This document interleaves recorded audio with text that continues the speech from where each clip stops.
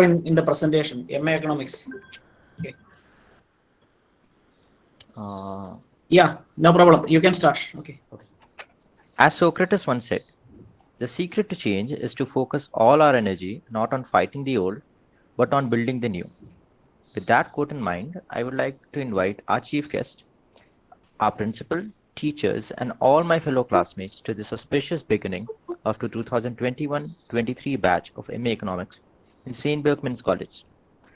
To start the proceedings, I would let us start with a silent prayer.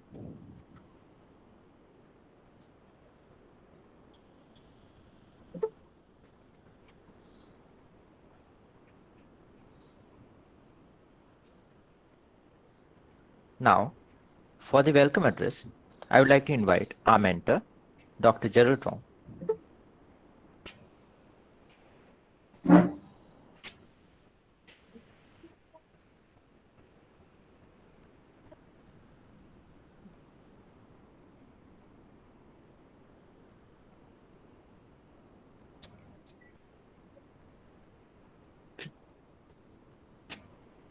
Gerald sir.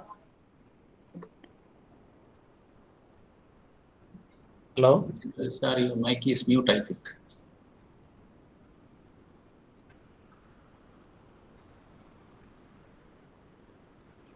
Hello, Gerald sir.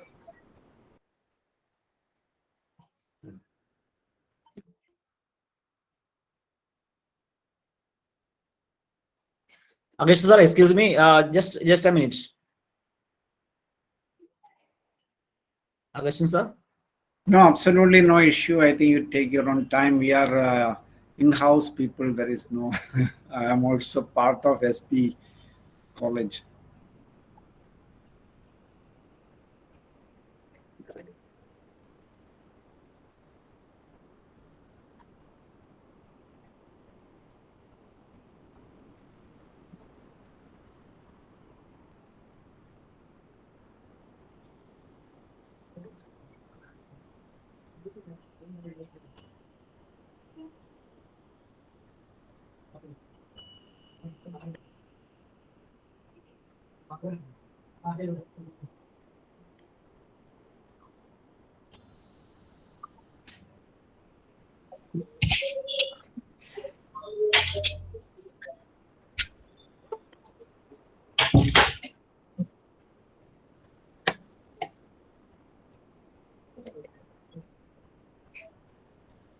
Good evening, everyone.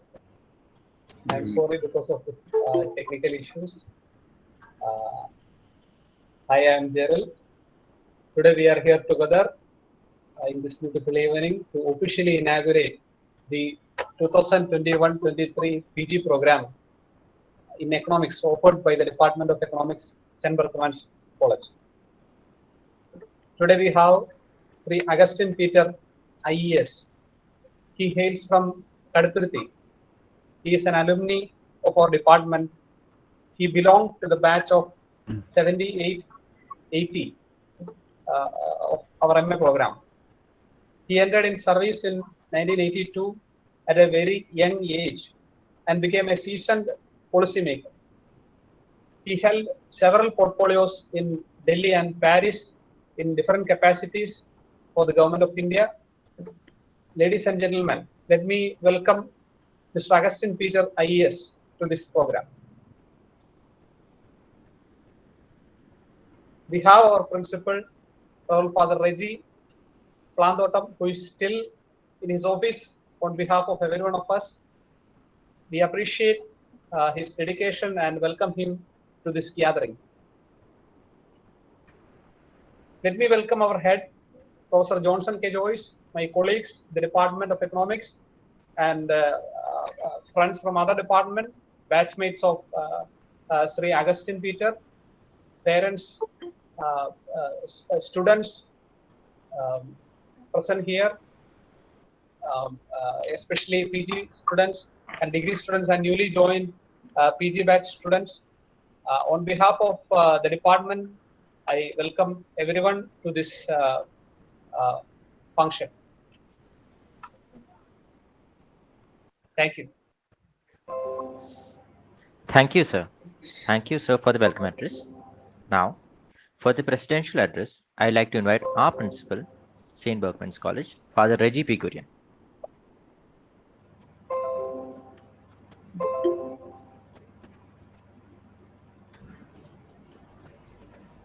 Thank you, Jis. Yes. Dear and respected Mr. Augustine Peter, IES, our proud alumnus. Mr. Johnson K. Joyce, Head of the Department, Economics. Dr. Gerald Tom, Mentor of First MA Economics batch. Other respected faculty, members,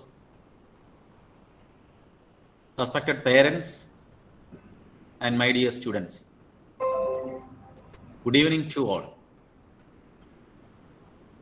I have a doubt sometimes that whether I am part of economics department, because in almost all the programs I am there, and of course it is a pleasant thing for me, sure. And it is more relevant today, more important today, because our distinguished alumnus, a global citizen who worked mostly with the UN, Mr. Augustine Peter, IES, is with us. And then I am very happy to join with you for this program. One more thing is there. Students joined economics, both in UG and PG, who came to me to meet the principal. I asked them about their future plan. A good number of students, a good number of them expressed their wish to go for civil service. So this inaugural program of the department becomes more relevant with the presence of Mr. Augustine Peter, IES, who is from the civil service sector. Sir, sure, you will be an inspiration and a model to these young, vibrant students. Thank you very much, sir. And I am very happy to know that you belong to the batch of, I think, T.K. Thomas, sir. Your batchmates are here, I think. Sometimes it is that. Former HOD Economics. And I was his parish priest. That is why I just said these things. Okay, sir. My dear students, you have taken admission in SB with great dreams. As I said in the morning session, go after your dreams. Work hard to achieve it and reach the goal you aim at. All the best, my dear students. You all were not in the campus for the last 18 months, not to this campus, but also in other campus also. I know you have to tune yourselves with these academic programs, because you were not in tune with these academic sessions for the last 18 months. I think tomorrow you will be introduced the subjects and the future of your studies, I think. Today, it is a great day for economics because Nobel Prize for Economics are announced today, I think. And I hope and wish future Nobel Prize winners and Indian civil servants and great achievers are here to hear from Mr. Augustine Peter, IES. All the best once again, dear students. And thank you once again, Mr. Augustine Peter, IES, for your generosity to be with us. I remain, thank you. Thank you, sir. And thank you, Economics Department. Thank you, Father, for the presidential address. Now, for the inauguration address, I would like to invite Augustine Peter IES, who was a former member of the Competition Commission of India and a visiting fellow at RIS, who we are proud to say is our alumni in our college and studied in the 1978-80 batch. We welcome you, sir. Thank you very much. It's a privilege for me to be part of any program organized by the St. Berkman's College, which is an institution which always I keep very close to my heart. Respected Principal, Reverend Father Reggie P. Kurian, Professor Johnson K. Joyce, respected teachers, the students of the first year MA who are newly joining the program, other students, second year students, I also understand graduation students, many of them are also joining. And I understand T.K. Thomas is also there, my good friend. And ladies and gentlemen, it's a very happy moment to welcome new students to MA Economics course, that too in SB College. I joined SB College in 78, and the memories of those days come back to me.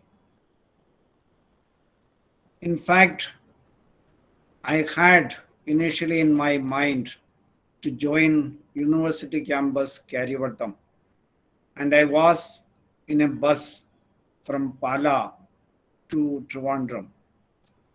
It so happened that I had also SB College. I heard of it, but I never visited. So I got down, I took an application form, and I then proceeded to Karyavatam. I applied both places, got invitation from both, but I finally decided to join SB College. And certainly I feel it as my good fortune to have been in that college. SB College is unique in many respects. This is what I felt.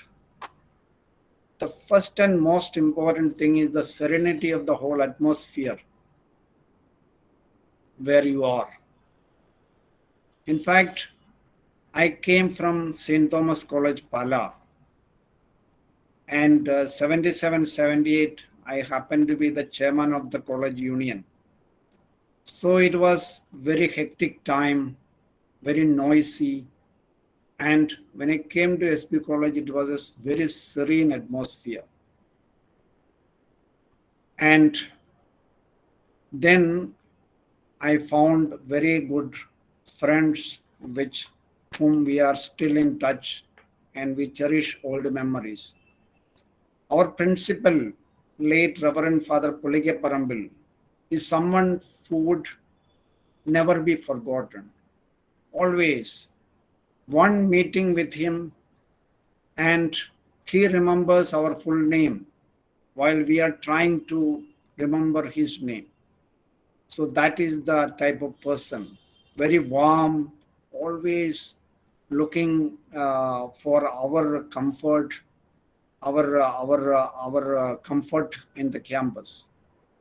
The teachers, Professor C.S. Skaria, K.K. Francis, C.O. Abraham, Joy Kurian, all these professors, teachers par excellence. They shared whatever they knew without any restriction.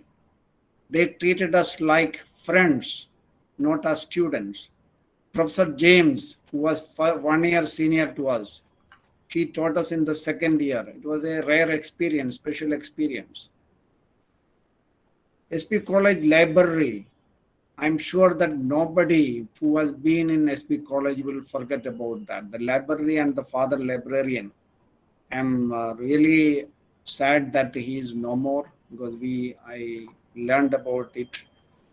So that library is an asset. I'm sure that it is still functioning, and with more facilities, especially of online facilities and all.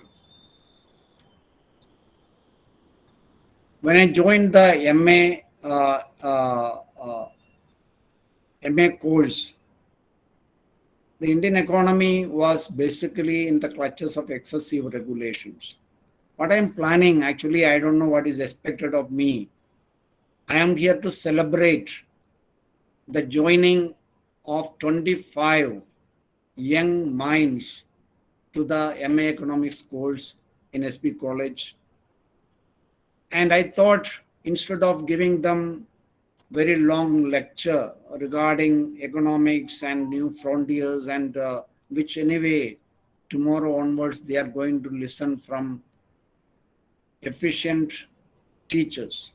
So what I thought is that I will just go through my period during SB College and thereafter up to now, and how the encounter with economics and related issues, Indian economic policy, what has happened, which I would present, which I think will give some ideas.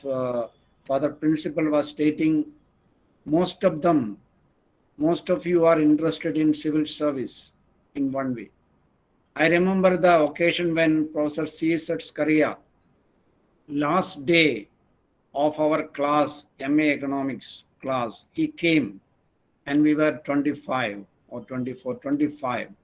So he asked, what are your plans? What do you want to become? And one told that I want to become, go to bank, I become a banker, bank officer, teach in the college. So I want to do this, that. At the end of it, he told, I'm a very sad man today. So we were all worried what happened. So then he told that, yes, I am sad that none of you want to be an economist.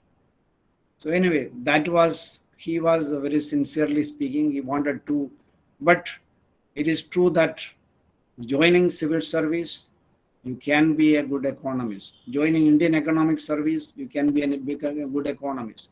Because we had some very excellent Reserve Bank governors, Subbarao and Y.V. Reddy and all. They were administrative service people. They did economics. After joining service, or they did their PhD in economics. They became Reserve Bank governor, finance ministry, finance secretary and all. So it's not that you should join Indian economic service to be an economist. So civil service provides excellent opportunity. In my case, it so happened that I gave my hand at banking. I did a bit of banking 2-3 years. Then I did not find much satisfaction. So then I thought in terms of, in fact, one of my friends, Johnson, so he persuaded me to write Indian economic service. My interest was more in civil service. So I wrote both. In civil service, I did not get any of the major, for example, IAS, IPS, or foreign service. I was allotted only Indian postal service. At the same time, I also got Indian economic service. And when I wrote, I had only one chance. So I just decided to, because my love for economics, I thought Indian postal service, I won't be able to do any opportunity. I want to get any opportunity. So I just joined Indian economic service. So when I joined MA economics that time, 78, 80, Indian economy was very much regulated. I myself was one of the beneficiaries of that regulation. Or, for example, 6 nationalized banks were, 6 private sector banks, the second phase of nationalization. They were nationalized in April 1980.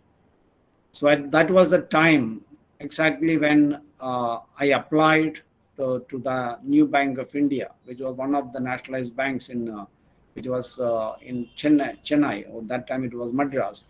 So I got in there. So I myself was a beneficiary of this type of nationalization related issues. I am telling the word I will be used frequently, but only the intention is to give a story. And through that, just to say what economics I found, what is the way in civil service I found.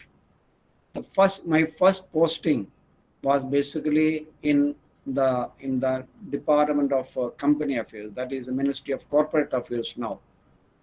And at that point of time, basically, I was posted in the Monopoly Research Unit. That is at the core of MRTP monopoly. That means you have to look at the balance sheets of companies and every year and see anybody has crossed their assets has crossed alone or along with other interconnected and enterprises, whether they cross 20 crore. If they cross 20 crore, then notice will be issued. Then they have to come and register. They have to register with under MRTP Commission as a monopoly company. So it was very funny. I was so uncomfortable there because I was basically in mind a liberal, and I found that I came across a balance sheet of a company that is a Madras-based sugar company.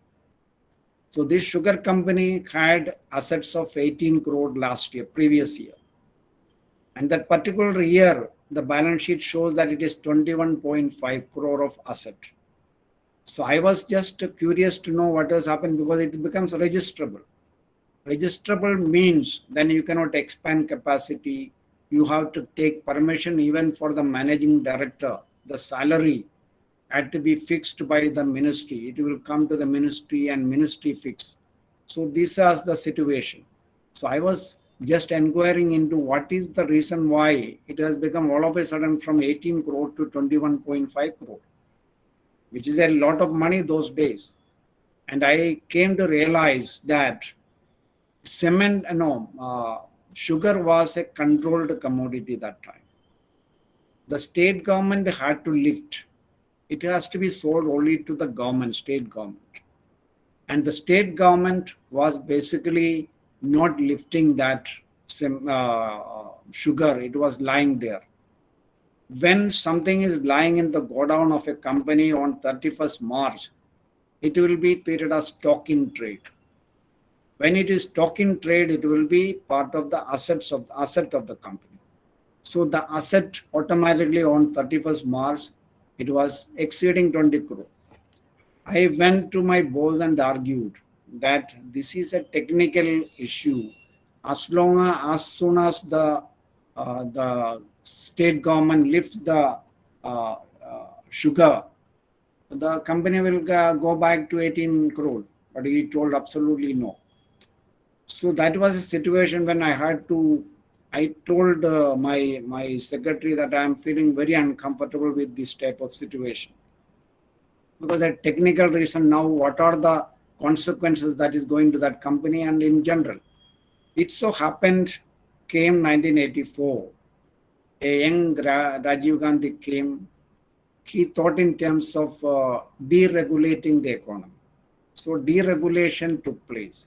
MRTP limit was raised from 20 crore of assets to 100 crore, which later actually in 1991 it was even done away with. Deregulation was that type of a situation, the phenomenon I could witness during that time. So again, we all know as students of economics that 1990 towards the end, there was an economic crisis in the country. At that time, basically we had reserves, foreign exchange reserves, to fund barely three weeks of import, which was a precarious condition. We were thinking in terms of pledging our gold type of situation. And that time, from there, we have come back the 1991 liberalization. And currently we have reserves of US dollars 640 billion, which is a substantial amount. But when we compare this with, for example, China, including Hong Kong, has a reserve of over 3.87 trillion. which is many, many fold more than that of India. And the second aspect of India's foreign exchange reserve is that it is not based on surplus, trade surplus. It is unlike China. China has got enormous trade surplus. In our case, it is basically based on foreign direct investment. Yes, foreign direct investment has some sort of a permanence attached to it, but still it is not our money. It is somebody else's money. So the deregulation of 1980s, so that shift, India breaking out from that so-called Hindu rate of growth, which I think was, students of economics, you are all aware of 3% plus. And that was a very important movement. Thereafter came the 1991 liberalization. And but at the same time, we have to realize we had growth of around 8-9% for some years. And we were also one of the fastest growing developed countries in the early 2000s. But that doesn't suffice. Studies indicate that a country has to grow at least 25 years at the rate of 9% around. Then only it can just reach a level of aspiring to be a developed country. In the case of India, the growth was cut short, basically with the global financial crisis. Now the liberalization was very much distinct from the deregulation of the 1980s. Deregulation did a lot of good work in terms of increasing our growth rate, but then the macroeconomic destabilization took place, and which resulted in the 1990 the economic crisis. So the 1991 liberalization was basically wide-ranging as distinct from the 80s deregulation. Monetary policy changes, fiscal policy, industry policy, trade policy, investment policy, everything underwent the very, very substantial change. I had the opportunity to be, because I used to be working during 1987 to 89 in India Investment Center, where we used to promote investment and technology transfer into the country. That institution under Ministry of Finance was meant only for that. I was the assistant economic advisor. So that time the system was that investment FDI can come only with technology transfer. And there were limits also on royalty payment and lump sum payment on technology transfer. With the result, hardly any investment was coming in. Investment coming in was about a few millions of dollars, few millions for a large country like India. Now came the liberalization. Because I happened to be in 89 and to 93 period with the UNIDO in Paris, United Nations Industrial Development Organization. My work was basically to promote investment and technology transfer to developing countries, including India. There was substantial consultation through the Embassy of India. At that time, the Minister Economic at the embassy was Mr. M.P. Pinto, who later became Shipping Secretary and is an IAS officer. And also Mrs. Sujata Singh, who later became Foreign Secretary here, was a councillor. And Sri Shringla, who is the current Foreign Secretary, was first secretary there. We used to have a lot of discussions, leading also giving inputs for the liberalization of foreign investment policy. The financial sector reforms, which unfolded very gradually and very cautious fashion. We are all aware about the Narasimham Committee report, which had a very, very path-breaking recommendation, which many of them have not been implemented even now.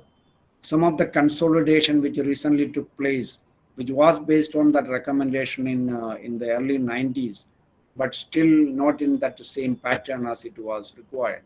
Yeah, and Chakravarti Committee, Sukumai Chakravarti, perhaps the best economist India has produced. But he came back to India. He was basically writing sort of reports for the government, and he came back from the United States, and maybe we lost one of the best Nobel laureates, and he had health issues, and he passed away anyway.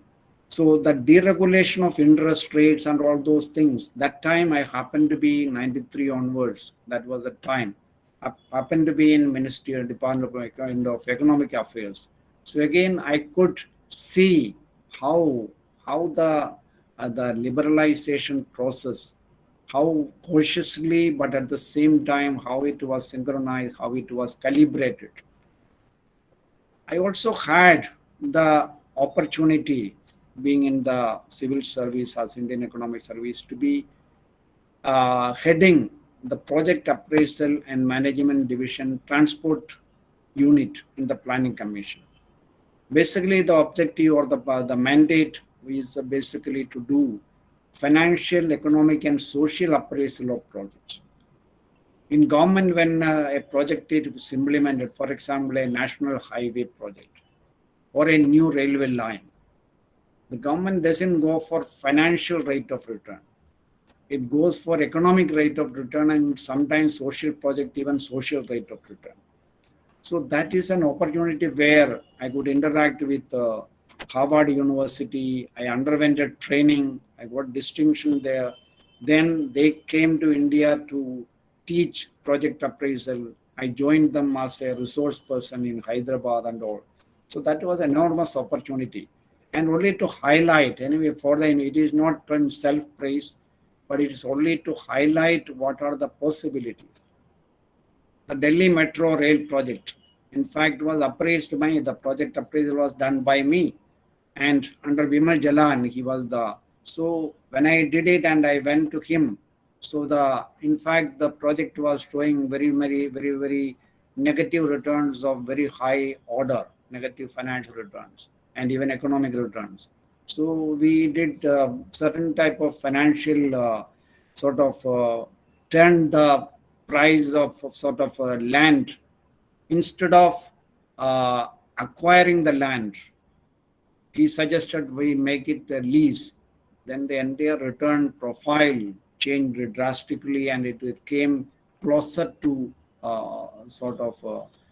anyway, I think these are the areas where now I went to Commerce Ministry as Director WTO, World Trade Organization, which was always a dreaded organization during Dangal time. I remember in our 70s, whenever there used to be jokes telling that when a child doesn't sleep, mothers say Dangal is coming. So that type of scenario used to exist. So Commerce Ministry, when I joined in WTO, so it was an enormous opportunity. I was also Director Coordination. So could coordinate the India's meeting in Seattle, in Doha, in Cancun, and even Geneva for ministerial conferences with the different ministers, including Arun Jaitley and all. So to be closely working and getting India's interest done. K.M. Chandrasekhar, who was Cabinet Secretary and Deputy Chairman, Kerala Planning Board. So he was my boss at that point of time in the Commerce Ministry. The India-Sri Lanka free trade agreement, which was negotiated with me as the director at that point of time, which I think created a lot of hue and cry in Kerala. I understand that. So, and Indo-Singapore Comprehensive Economic Cooperation Agreement, that too. So my next opportunity was, I am just highlighting so that the students are able to understand what way we will be working when we enter into civil service. Petroleum Ministry, I was Director General in charge of pricing and related issues. At that point of time, diesel was heavily subsidized, and the diesel subsidy was coming to almost 1 lakh crore. And the total subsidy when I took over was 1,94,000 crore per year. I am telling about 1 year. I'm talking about 12, 13, I think. So that was the extent of subsidy and where it was going.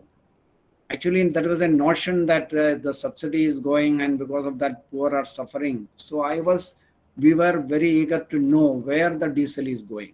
So ultimately we found that diesel is used for what? Yes, certainly good part is going to transportation of the goods, but a substantial portion also was going to the SUVs and all related issues. So we analyzed what is the extent of subsidy, where it is going. Is it going to the farmers? Is it going to the really needy? For example, if subsidy is given, somebody with 3 SUVs, there were people with SUVs, many of them, and they drive around. Every kilometer they go, every liter of petrol, 19 rupee was contributed by the government. On the other hand, somebody who is traveling by a DTC bus, that is the transport bus here, public transport, he may be getting 50 paise subsidy. On the one hand, one person is getting 300 rupees subsidy per day because of his luxurious vehicles and all. On the other, a poor man or a normal person in an office who is taking public transport, he may be getting 50 paise or 75 paise per day. So where are we subsidizing? This is one issue which we had a lot of debate.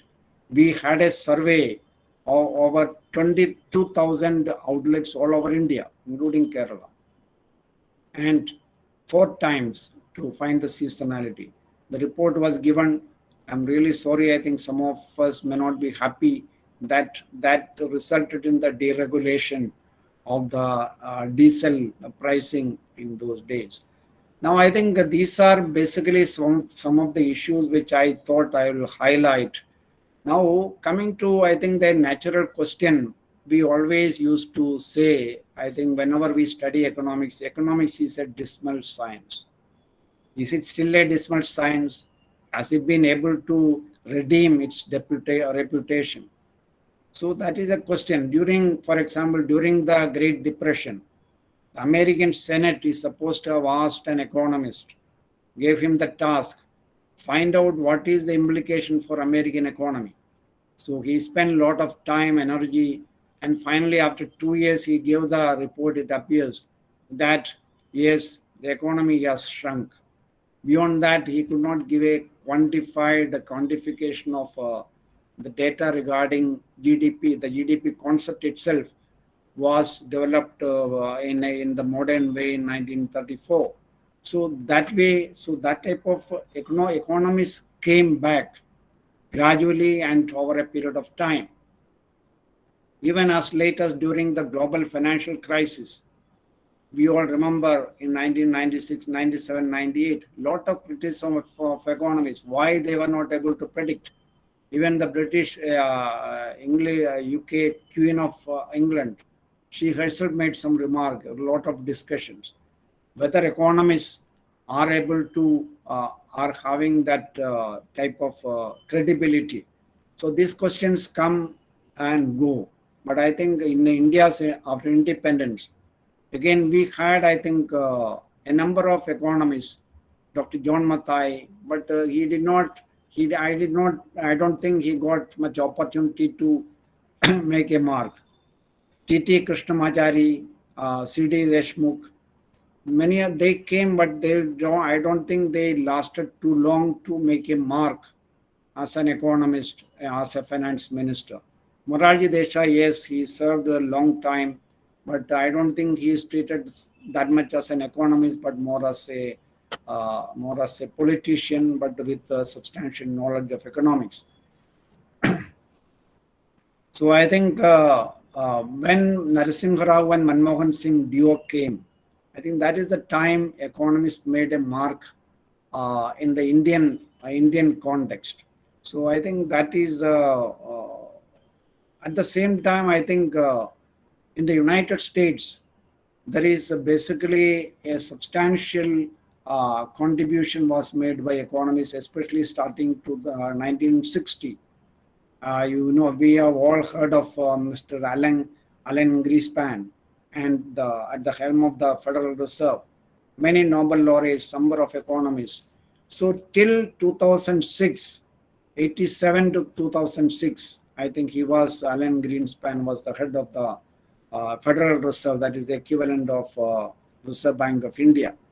So I think so that the United States and many parts of the world, economists made a very good mark. But the 2006-7, that financial crisis again raised a question mark. As we all know, after the financial crisis, India and many other countries, except perhaps China, they are still struggling, and they have the second this attack of COVID-19, which is again keeping the growth rates extremely low. Now, what are the basic challenges for economists? We are all, I think all of you are aspiring to be economists, but economists doesn't mean that you only do research and all. You can be a professional, you can be in corporate sector, you can be in civil service. So the one thing which I notice is the increased use of quantitative analysis. That is, I think, because I will tell you again, I use, but I think it is to give the hint. I got admission in Princeton University in 1986. The professor, when I applied, he wrote by hand, an application from you will be most welcome. Because I was that time working in Ministry of Department of Company Affairs, I made a proposal excellently well and sent. The proposal was appearing excellent, and my biodata also appeared very good because I was always quite good academically. But I was told my friends there that it is extremely mathematically oriented Princeton. If you go there, at the end of the year, you may have to come back. So because it is very rigorous, so I dropped that idea. I'm telling you, it's a fact. London School of Economics and Bradford University, both I got admission for MSc. It was MSc, it was a scholarship. Again, London School of Economics, highly mathematically oriented course, it was microeconomics. And they wanted sort of first 1 month of rigorous course and then an examination, then you will be allowed to continue. So in fact, I had to, because of the necessities in the government, I could leave only towards the end of the month. That means I will be reaching there and writing that examination. So the quantitative, so I basically did my MSc in Bradford, which was not that quantitatively involved. So what I wanted to convey is that quantitative analysis is extremely important, because when we studied, the quantitative analysis was limited to statistics. That is at the graduation level as well as at the post-graduation level.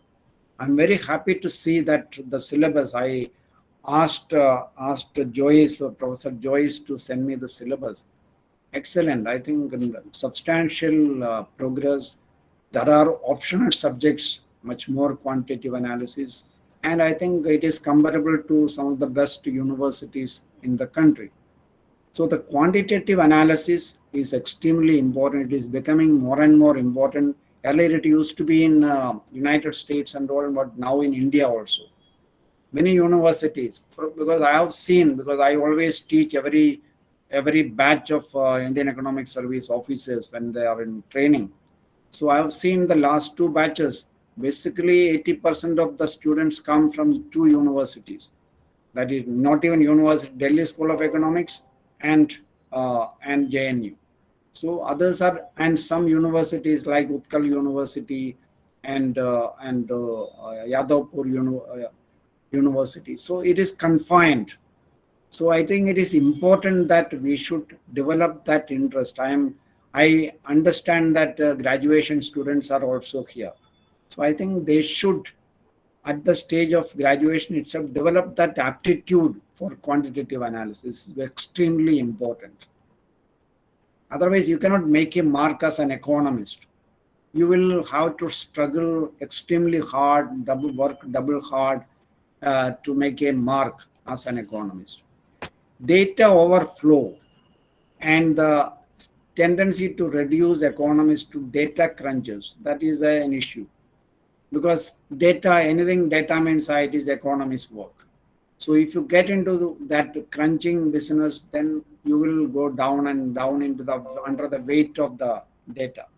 So what is important is that yes, data analysis is extremely important, but at the same time, that sense of data, understanding, clarity of thought.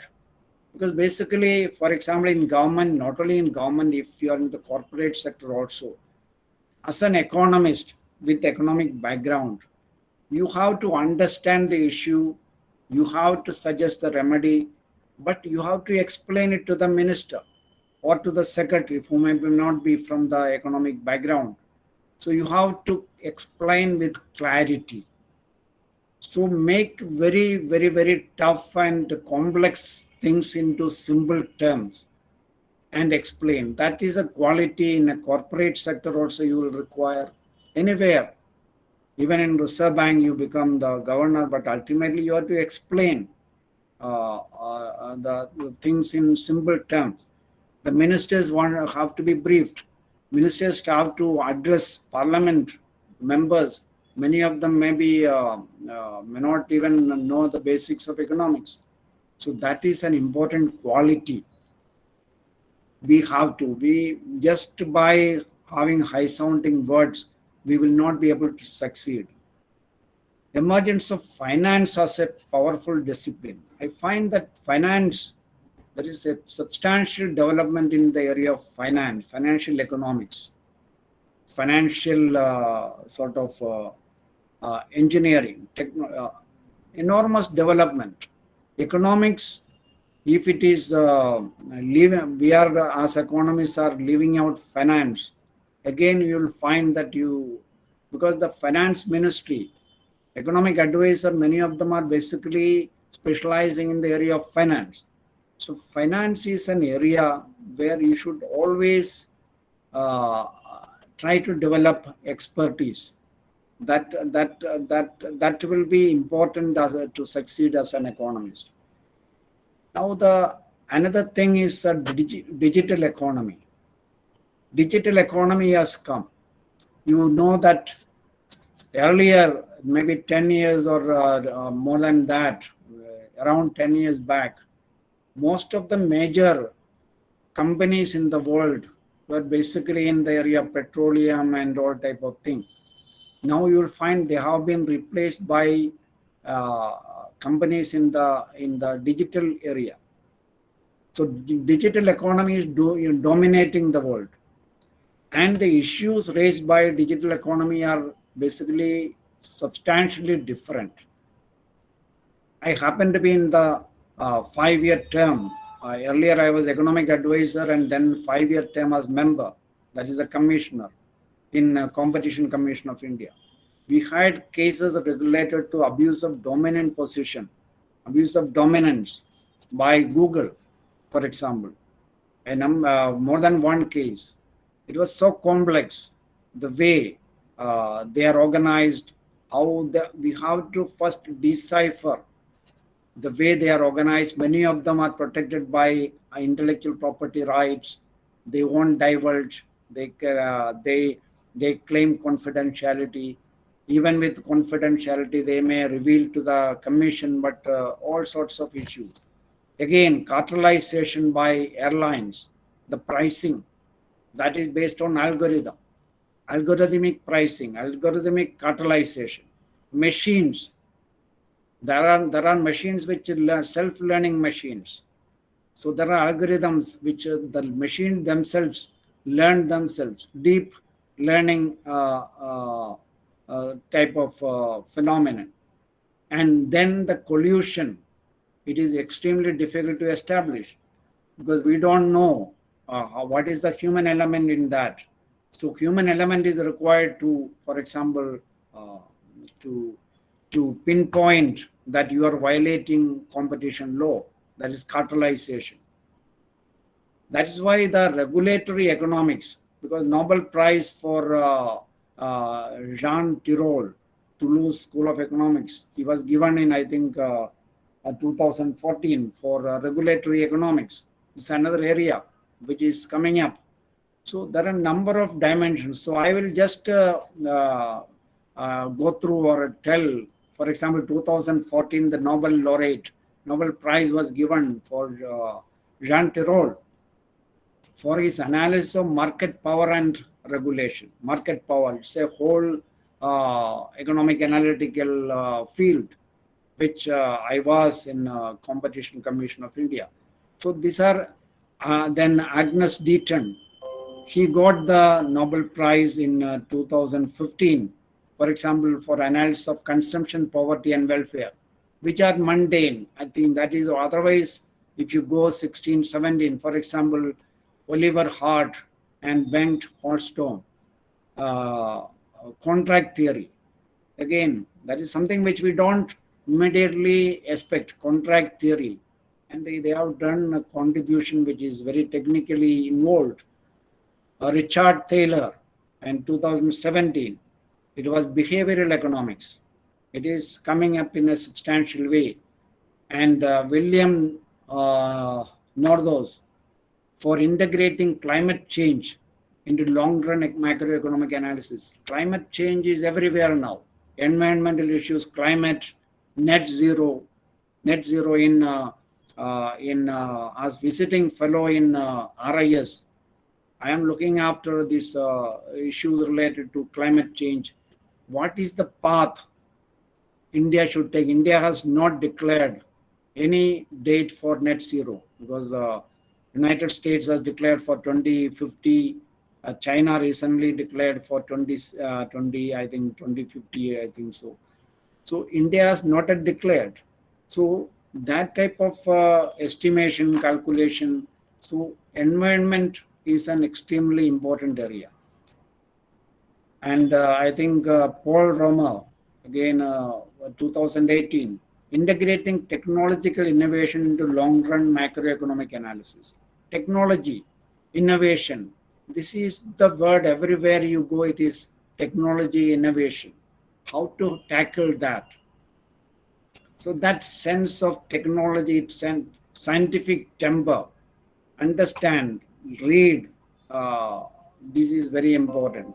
Then again, we know the Indian, our own Abhijit Banerjee, Esther Duflo, Michael Kremer, they got for experimental approach to alleviating global poverty. So that they had a new approach, way of addressing the issue of poverty. Paul Milgrom for improvements to auction theory and inventions on new auction format. And today, I think Nobel Prize was declared.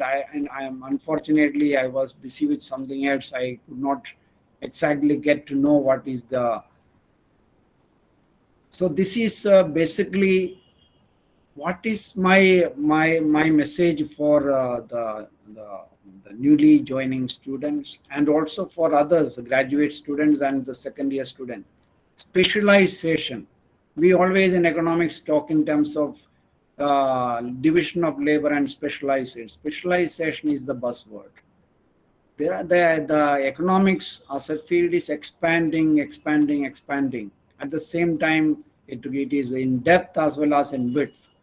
So we cannot be master of everything. So I think we should, as we enter post-graduation at least, we should think in terms of where my heart is, what is the area which I love. I think we should start looking at that. In our days, I think basically we were thinking in terms of macro, micro, and but I think now you have to think more in terms of intensive specialization. And earlier MPhil or PhD time, we think about specialization. But I think I'm happy to note that even research-related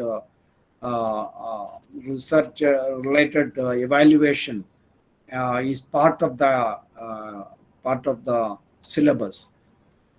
Quantitative analysis, as I told, gives an edge, and as I have already told, JNU and Delhi School of Economics, they dominate in the case of Indian Economic Service. Even civil service, number of people, students come from the economic stream. Regulatory economics, as I told, it is an area where I think interest has to be built, because what happened, government gradually, as liberalization progressed, many sectors, for example, telecom, there used to be only one player. It was always thought that telecom competition is not possible because only one player is possible. Now we know that with the mobile telephony, so there was no need of a last mile connectivity. With the result, it has become subject to competition. Basically, technology and managerial innovation. In the case of, for example, in the case of electricity, it was always thought that competition is not possible. Then a managerial innovation came, unbundling. That means unbundling of the entire process. First, there will be generation. In generation, anybody can generate anywhere, electricity. So there can be competition. No need that one can generate in Uttar Pradesh, one can generate in Madhya Pradesh. Generation is possible. Multiple people can generate. Transmission of electricity, that is again possible, because transmission is possible. There can be a grid and it can be fed. Anybody can feed into that. But you have to, that the only principle that there should be a non-discriminatory access to the grid. That's all. So the competition is possible there also. So that type of introduction of competition, then regulators are required. Telecom regulation. Telecom was liberalized. TRAI, Telecom Regulatory Authority of India, was established, one of the first regulators. So like that, different regulators were PNGRB, Petroleum and Natural Gas regulator. So that made possible a lot of liberalization in a lot of areas. So I think what is important for we means I am also putting in your place. It's always a pleasure to be with you, sitting on the bench or chair and listening. So I am putting in your place. So we have to develop taste for appreciating economic issues. We have to fall in love. That is the only way. Economics, we have to. Because I think most of us join economics not because we don't get anything anywhere, because of the sheer love and research. I think early in the this thing, our days, we should think in terms of research, read research papers, and also solve certain small problems. Lot of software is available now. I think at least one software we should be very thorough. And I think when we are in the graduation end or post-graduation stage, certainly I am sure that these are things being done now. Research is that way, it is extremely important. And also identify, as I was telling, the frontiers of economic thinking now is in terms of climate, environment, how to address that, digital economy, gender issues, inequality. Inequality has always been there, but the problems now are different. So I think I don't want to take, there are a number of thinkings going on, because I think it is always interesting to read a book, which I think many of you may have already read. Benjamin Appelbaum, that is the Economists Hour, that is I think 2019, basically regarding the success and dominating position of economies in the United States during 1960 to 2006. Alan Greenspan, Janet Yellen, Paul Krugman, Joseph Stiglitz, there are a number of them. They were able to influence so the economic policy and the economic development of I don't want to take much more time. So basically, since the civil service was mentioned, I am very eager to and very happy that most of you have interest in civil service, and that is a good place to be. But at the same time, I find tomorrow I think Dr. Shinu Waki, I think, is going to speak to you regarding opportunities for economics. That's why I'm not going to speak much about that. There is enormous opportunity. I know that from Delhi School of Economics, there is a direct campus recruitment. People are taken away. So economists are very much in demand, provided you develop that ability to analyze issues, analyze data, and make sensible comments and be useful to a corporate sector, to the government. And so I find also the atmosphere extremely conducive, and I think I'm very happy. You are all lucky to be in St. Berkman's College. The campus, I think we can never forget the serene atmosphere there. The faculty outstanding. I was having a look at the faculty. They are all extremely good. The college campus, the resourceful library, and I think you are in a very lucky position. So the new batch which is joining, I wish them all the very success along with all others who are there. And with these very few words, I declare that this program is inaugurated. Thank you very much. Thank you, sir.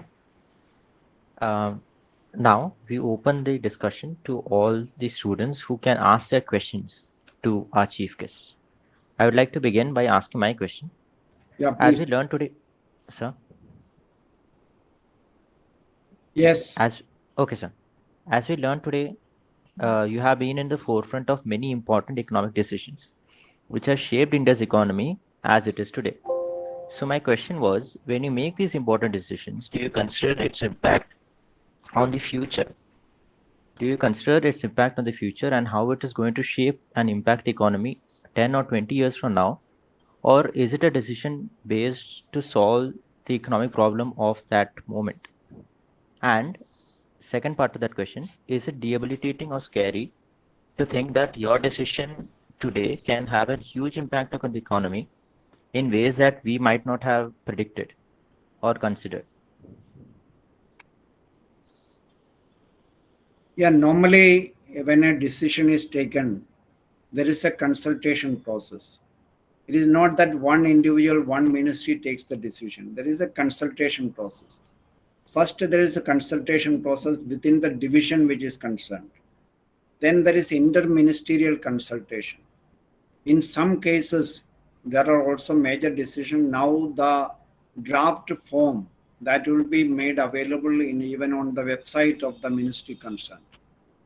And later, then a cabinet note is circulated where major ministers concerned in that area, they are also. So enormous amount of consultation goes through, especially in the last maybe 20, 30 years. Initially in the 60s and 70s and maybe early 80s, this was not a, but I think starting the 90s, this type of consultation process is there. Again, regarding the interest of the country, certainly the national interest, any government takes decision with the national interest in view. National interest is what? Which may not be the interest of one segment of the society.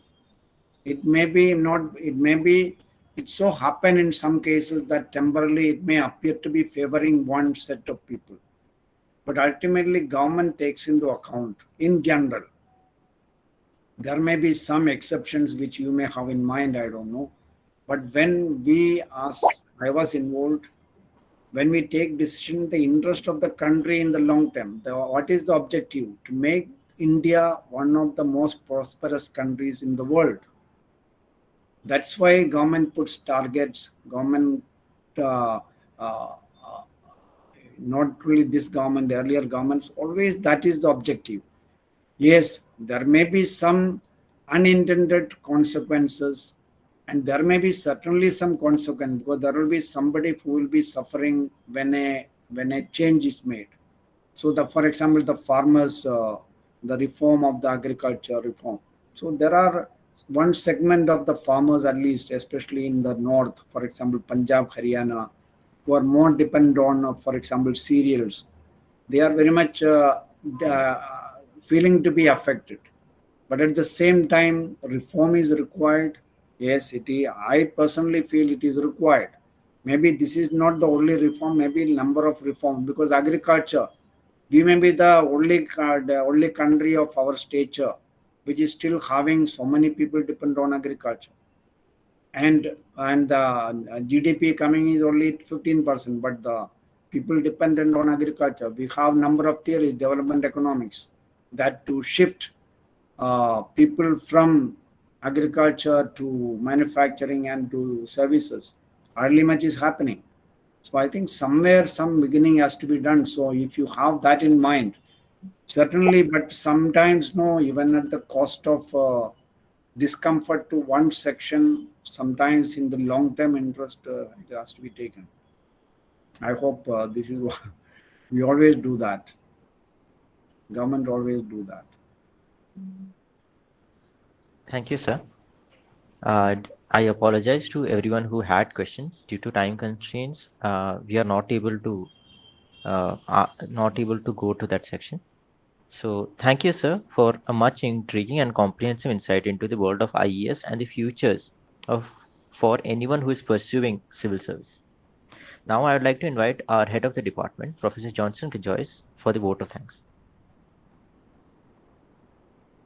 Most respected Augustine Peter, sir, IES, our beloved principal, Reverend Father Toby Padinaravid, Reverend Father Rajibi Kurian, my dear teachers and my dear students.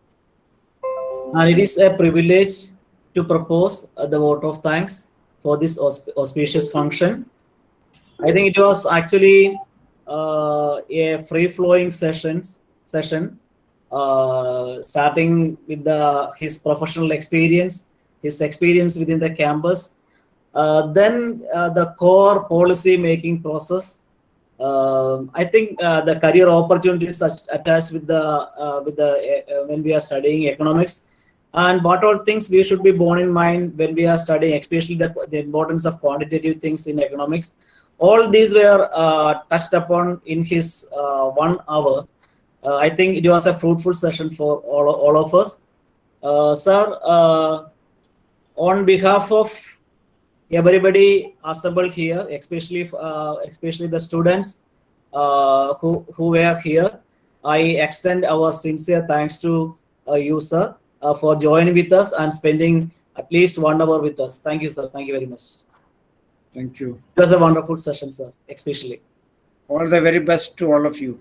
Yeah, I also extend my sincere thanks to our beloved principal, our Father Rajibi Kurian, who had some good words with us, who was with in the late evening itself. Even though it was late evening, he was with us. I express my sincere thanks to him also, and also to my fellow teachers, and also my students, the degree students as well as the PG students were also with us. I express my sincere thanks to all of you. Thank you very much. Thank you, sir. Thank you. Thank you, sir. So now, as we come to the end of our program, I would like to mention that there is a feedback form which is posted in the chat box. So please, everyone is requested to fill the feedback form. And I hope everyone found the session very fruitful and have a good day. Thank you.